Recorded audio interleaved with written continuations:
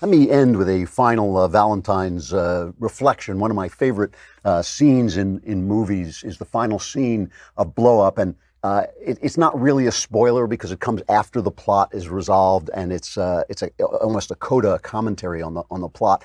But in this story, it's about a photographer who is looking for the truth about a murder that might or might not have taken place. And at the end, he's taking a walk and reflecting when a group of clowns come by, a group of young people dressed up like clowns, and they start playing tennis with an invisible ball. They hit the ball back and forth, and after a while, you start to hear the ball going, the thock of a tennis racket hitting a ball.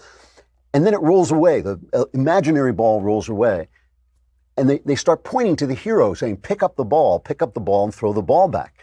And the hero finally stoops down and picks up the invisible ball, and he vanishes. That's the last frame of the film. He vanishes. And the thing is, when you buy into the fantasies that are prevalent, you vanish into them, you disappear into them, and you lose your own life and the truth about yourself, And that's what culture is like. And culture, people try and impose the culture on you. They tell you, oh, if you're not doing this, you're out of date. You're perpetrating an old injustice. You're violating some kind of morality that we have created in ourselves. And they're always telling you, conform, conform, conform. Be like us. Because if you're not like us, then you're an accusation against them. And when it comes to love, I think this is incredibly misleading and destructive in the current age. I think I look around and I see men afraid to be who they are, just like the doctor was saying. I find that absolutely true. Afraid to express themselves as strong, as confident, as self-reliant, and as nonconformist, as a person who says, you know what, I don't agree with this.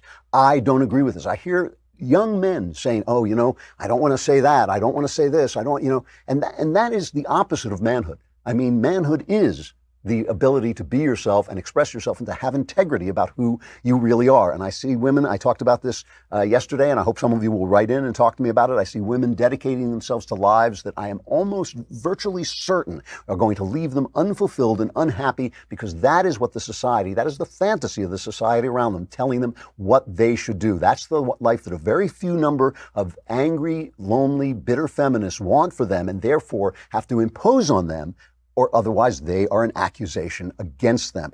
And I just think, this is a moment. Our culture right now is psychopathic. Our culture right now is insane. And I think this is the moment where if you want love, if you want a happy life, you have to break away.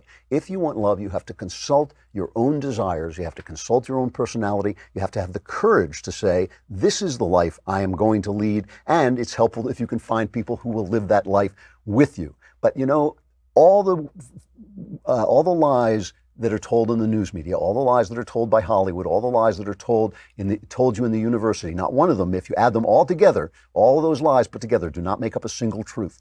The truth is in you. The truth is in the great works that have been written through the ages and that have lasted. Follow that if you want to find love, because that's where love lives.